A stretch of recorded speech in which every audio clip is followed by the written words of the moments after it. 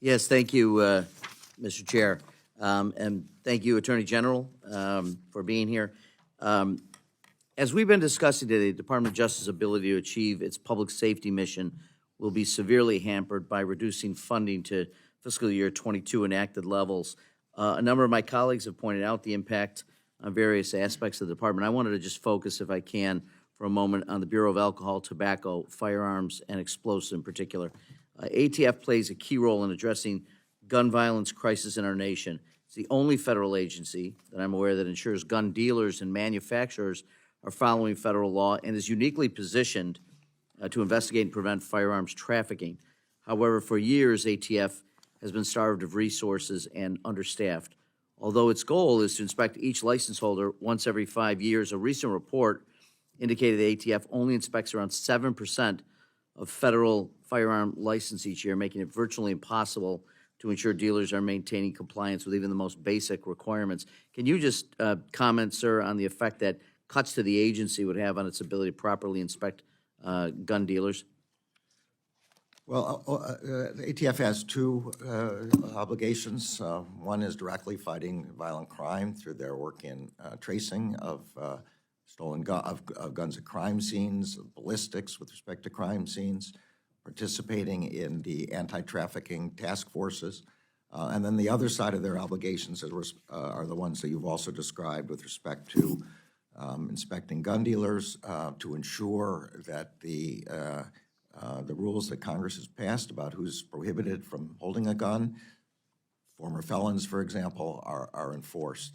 And the consequence of the cuts to the ATF would be extraordinary. A loss of 190 agents, which would include 130 industry operation investigators and 180 tech support staff. That would eliminate all state and local training that ATF does at the National Center for Explosives Training.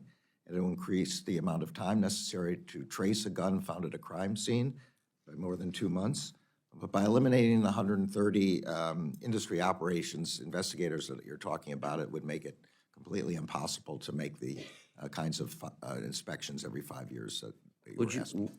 Would you support increased funding to ensure that ATF has the resources to both train and hire enough staff to oversee the industry? Yes, and that is included within our, I'm trying to find the exact amount that we've asked for in addition from the ATF. The request we've asked for, so this comes under the Bipartisan Safer Communities Act, and so we've asked for, which was passed last year. So we've asked for an increase of $71.1 million, which would include funding for these purposes. I want to just stay on the same subject just for the moment. The National Tracing Center of ATF establishes chain of custody of firearms recovered in crimes, providing against investigative leads, federal, state, and local agencies as they work to solve firearms crimes and collect intelligence about trafficking, as I understand it. Can you discuss the impact that proposed cuts to the agency would have on the time it takes to trace guns at the center?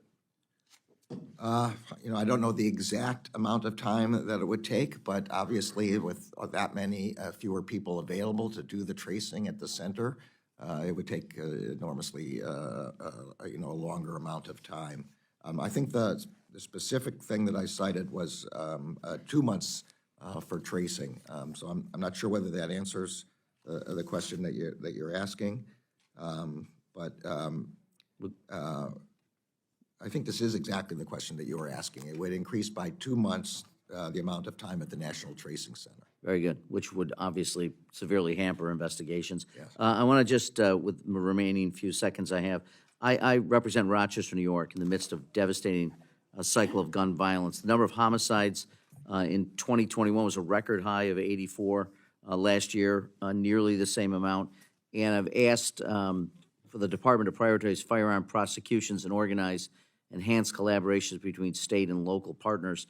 In May of 21, the department announced the comprehensive strategy for reducing violent crime. Initiatives like the Standing Violent Crime Reduction Steering Committee, directing U.S. attorneys to develop comprehensive strategies. Can you just provide an update on the strategy and resources that are needed to further your efforts? Yeah, so what you're referring to particularly is the memo that I issued soon after I came into the department. I'm happy to talk generally about our strategy. I'll point out for your purposes for Rochester. Rochester is now, was announced last July, will be one of the grant recipients for the Project Safe Neighborhoods program. And also at the same time, it'll be one of the new sites for the National Public Safety Partnerships. Thank you so, oh, I'm sorry. I don't know if you can comment further. I wanted to yield back because I see the balance of my time has expired. Thank you, Mr. Morelle. Mr. Garcia. Thank you, Mr. Chairman. Thank you, Attorney General, for being here today. I want to just talk real